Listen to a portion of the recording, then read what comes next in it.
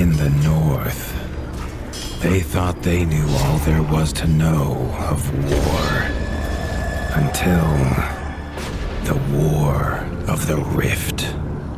While the Southern King hid, warm in his keep, the Darkwings cut their bloody trail from frozen north to winter's edge. Alone, the Warden and his small garrison turned their whiskers to the icy wind. At the end of hope, in a last barrage, they wiped Batkind from the land and memory.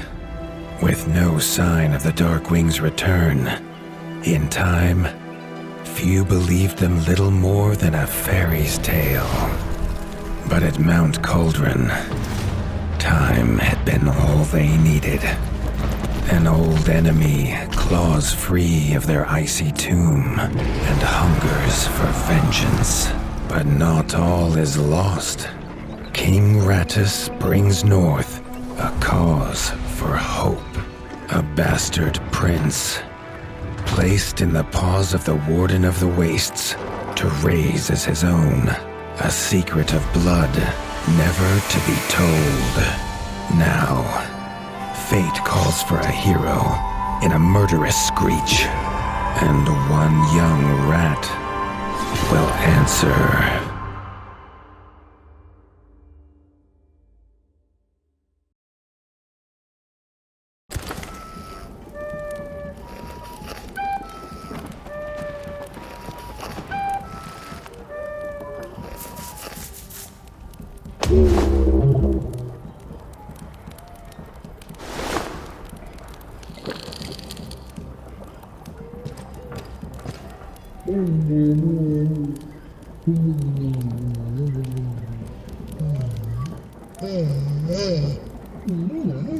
The stomp of his father's boots on the stair was how every morning began for Arlo. The booming shout to ready himself was louder still, but such was Lord Eivor's zeal at a new day. Dawn was breaking over winter's edge, and Arlo was yet to miss one.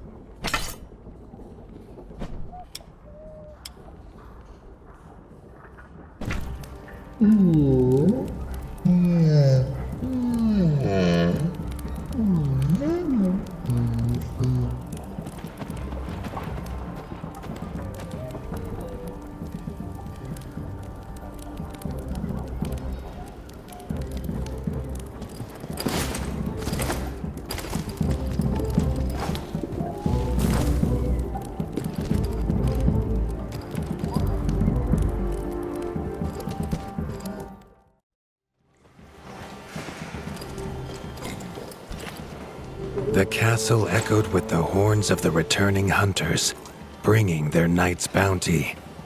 Arlo's little heart quickened to hear it. The only thrill to be found inside the high walls was a hunter's tales of what lay beyond them.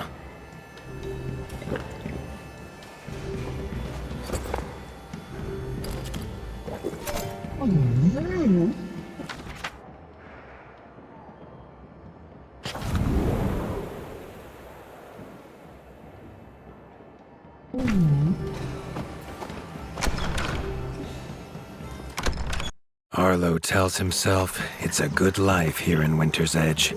The bustling of contented rat folk, the crisp mountain air, and without the endless scourge of frogs the southerners suffer. Why should he want for more?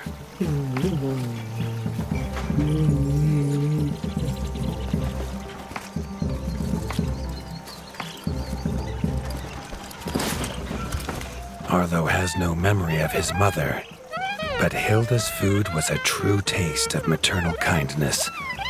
With the right ingredients, she would make meals nourishing to body and soul.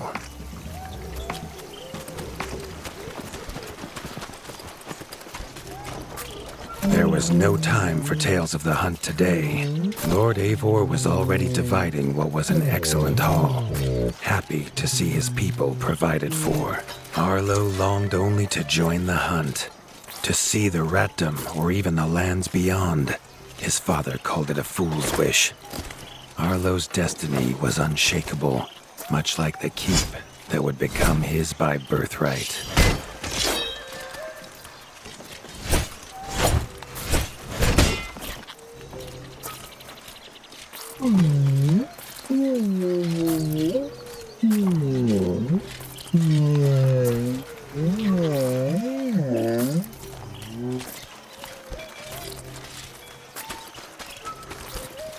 Tiki's shop was perhaps Arlo's favorite, as the shopkeeper had wares from far and wide.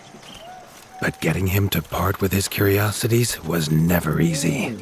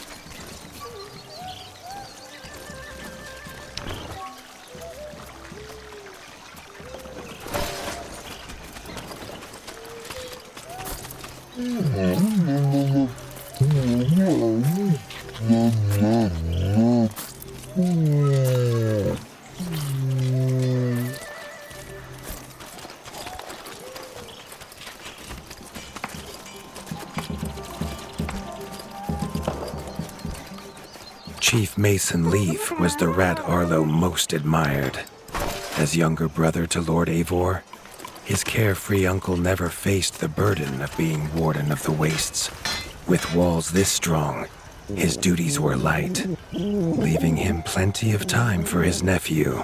Krunk was a rat's rat, with no interests beyond his forge. If you have the parts, this Mastercraft's rat can make armor and weapons that would see off a sky scorcher bite, or so he claims. Arlo wondered how well they'd do against something that wasn't a myth.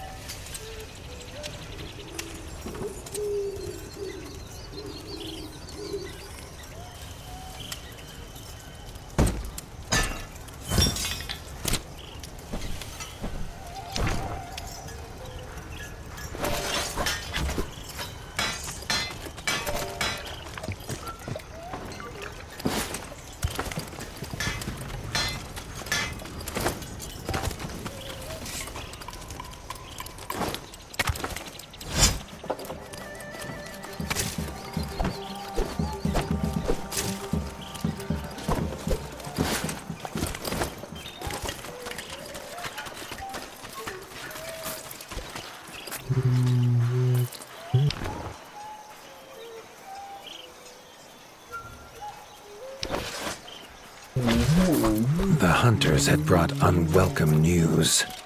A family of the reviled creatures ratfolk called backstabbers had moved into the wastes.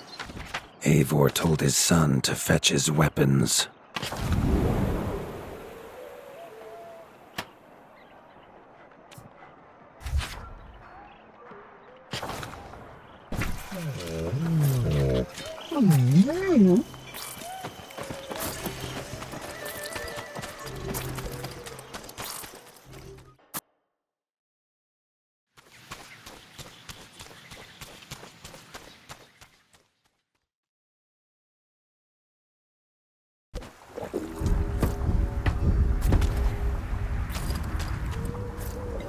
His father had no explanation for suddenly taking Arlo on a hunt.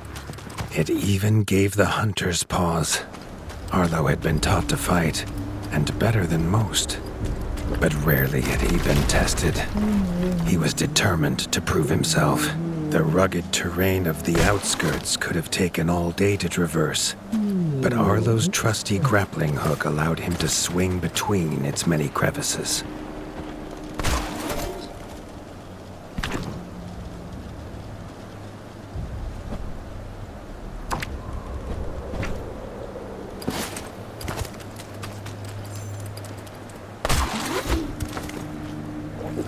Arlo liked the feel of a sharp axe cutting through the vines. The wilds were part of his home, and nothing in them would frighten him.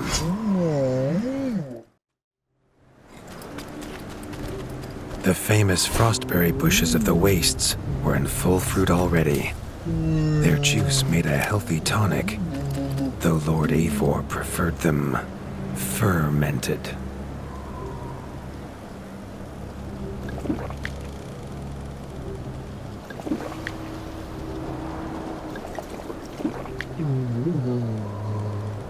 His father was a sturdy rat, built for strength, not speed. So Arlo found it curious that he challenged him to a race. The prospect of the hunt had filled Lord Eivor with a vigor that his son had not seen in years, or at least since breakfast.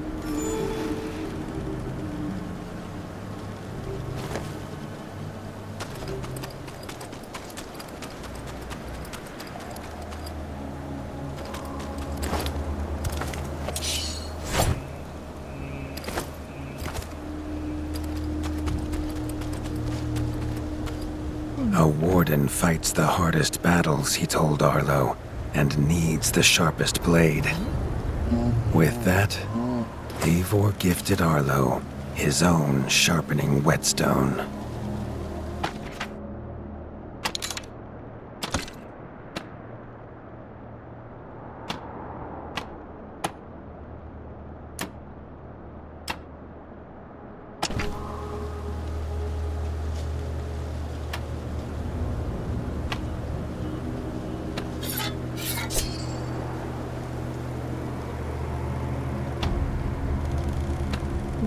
Whether these beasts were named for their spines, or for some past unforgivable deed, no rat knew.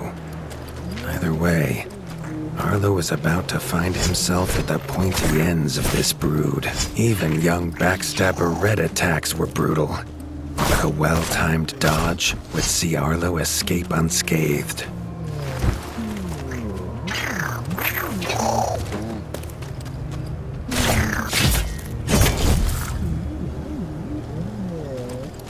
This backstabber lived up to its name with its deadly white attack, but Arlo's shield could block the deadly spikes.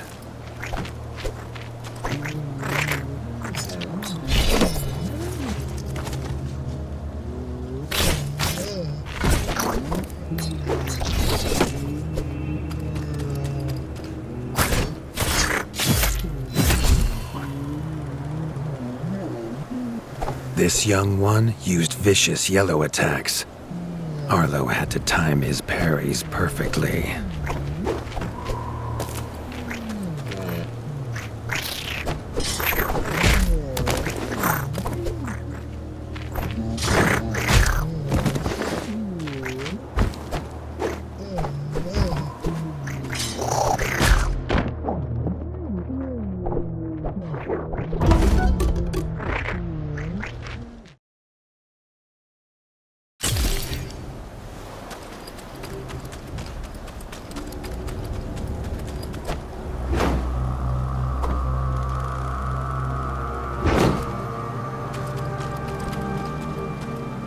A warden fights the hardest battles, he told Arlo, and needs the sharpest blade.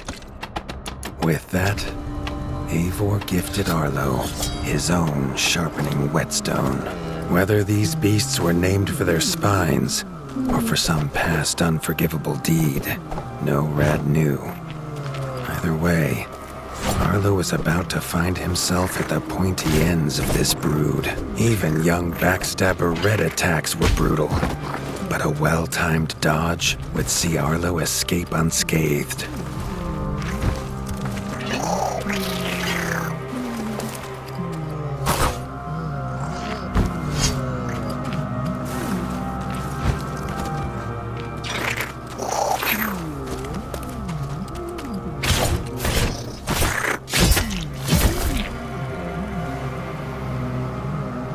This backstabber lived up to its name with its deadly white attack, but Arlo's shield could block the deadly spikes.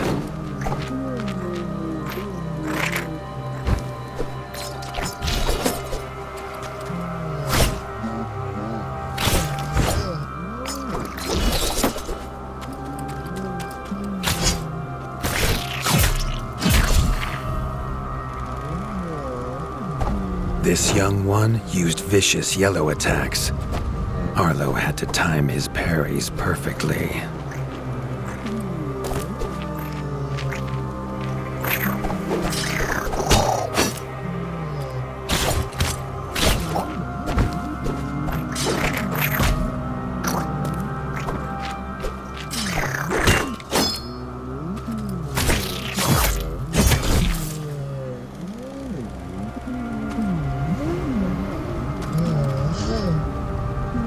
This mother had left her young to fight alone, but the same could not be said of Lord Eivor as he leapt to his son's side.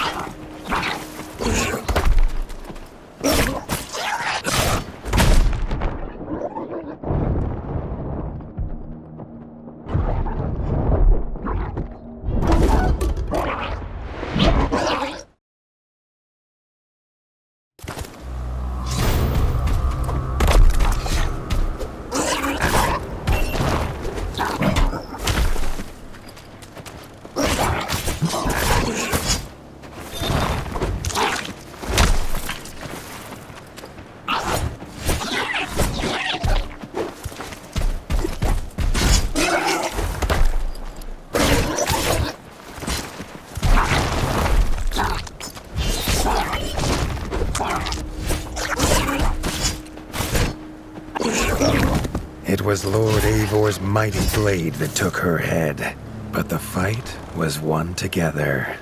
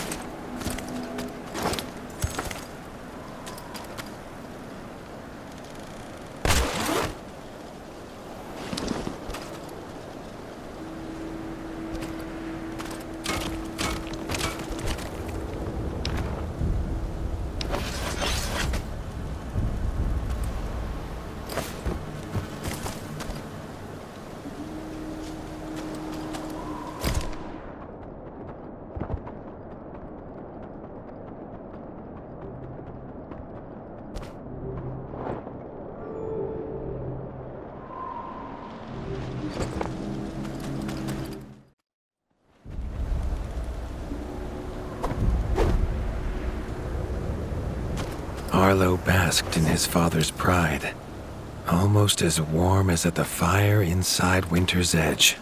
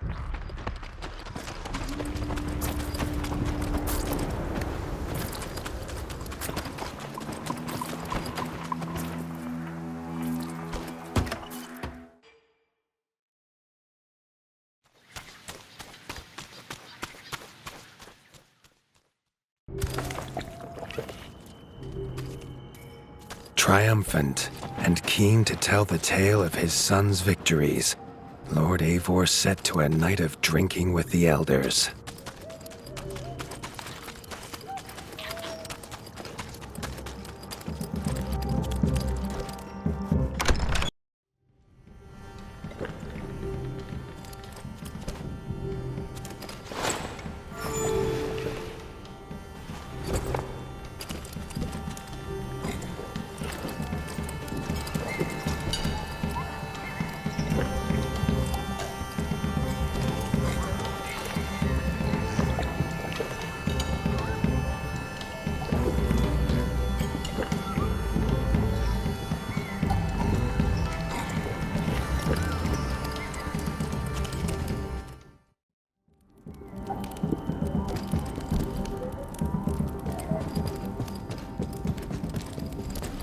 Arlo was reluctant to return to his bed, wondering how long he must wait to hunt again. The booming footsteps that woke him this time were nothing like those of his father.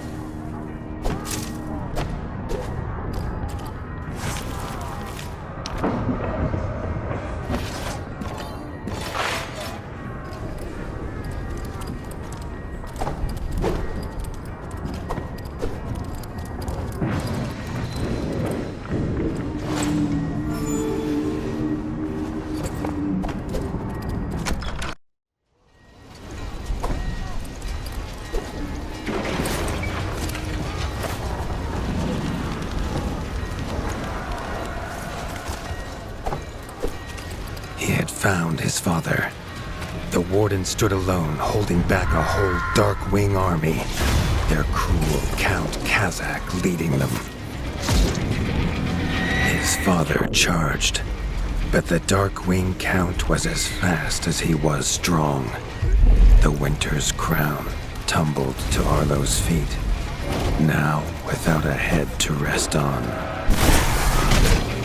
There was no time to grieve his father, as from above the Count revealed his greatest weapon, a Sky Scorcher. Not a fairy's tale, but an undead beast whose very breath could level kingdoms. And its eye was trained on Arlo. All that came next was a fog of bloodlust, snapping jaws, and the beating of leathery wings. But there could be no victory. Arlo awoke, groggy and warm to his father's shouts. Only he wasn't in bed. The warmth was from the fire that had engulfed Winter's Edge, and the shouts were his uncle's. The only other survivor of the Darkwing attack, Leaf was bruised and his hind paws barely steady. He'd seen villagers flee to the outskirts. Arlo knew it was up to him to make them safe.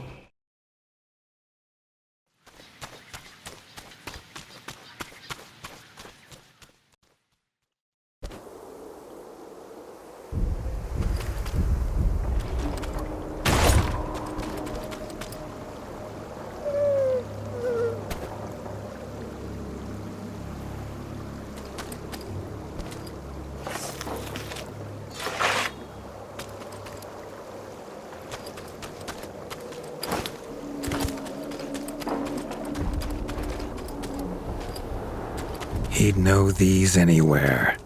Krunk's smithy hammer and Hilda's chef's knife. Arlo wondered why they would leave them here.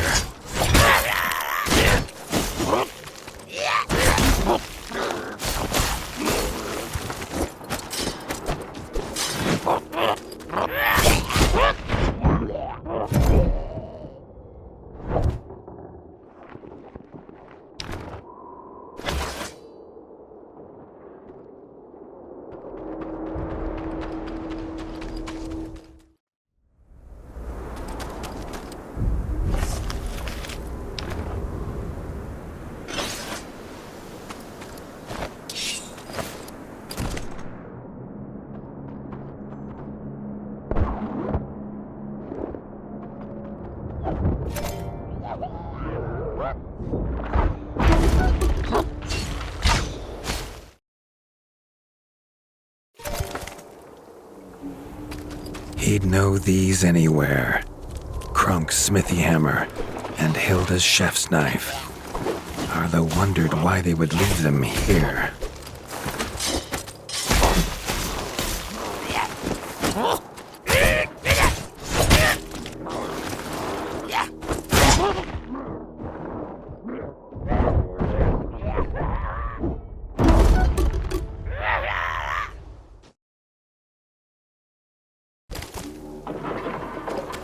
He'd know these anywhere.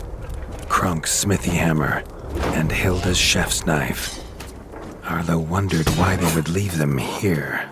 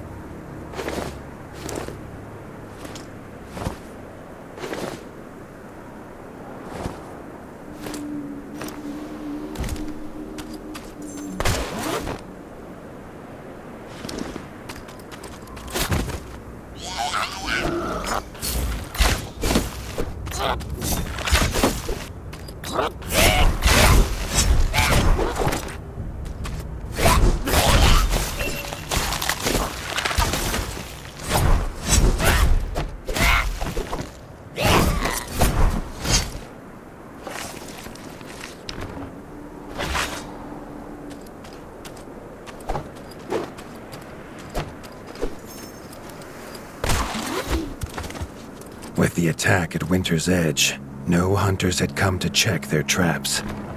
Arlo thought he might find a use for them.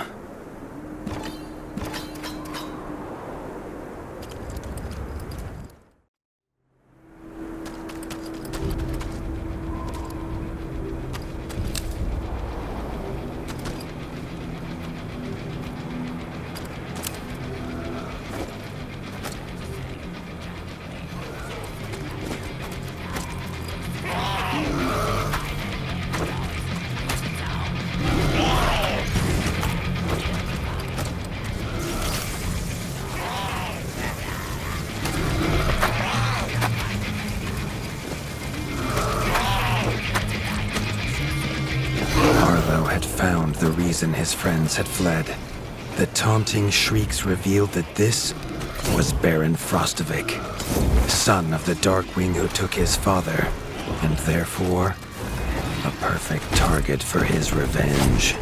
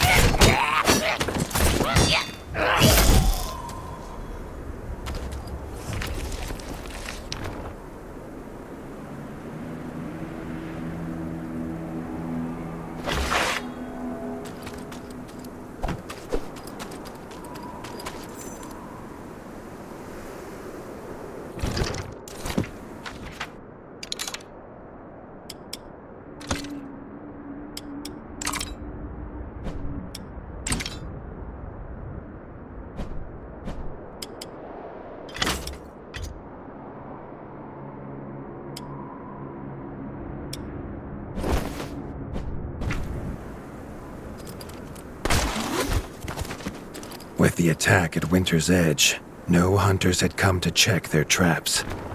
Arlo thought he might find a use for them.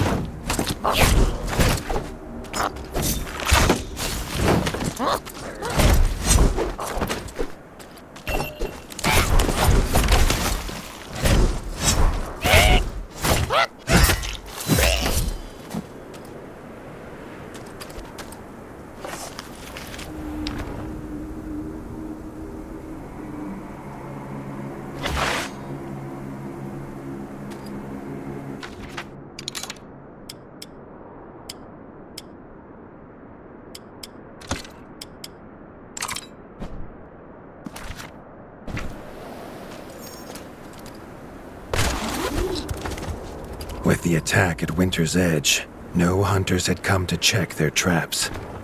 Arlo thought he might find a use for them.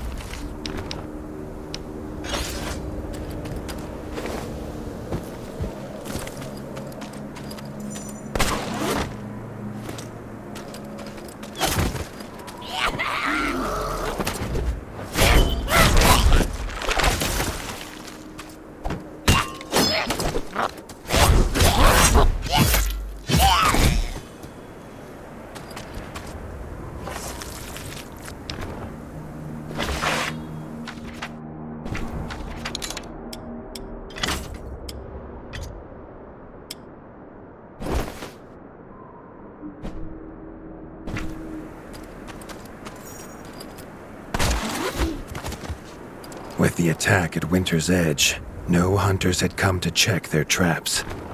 Arlo thought he might find a use for them.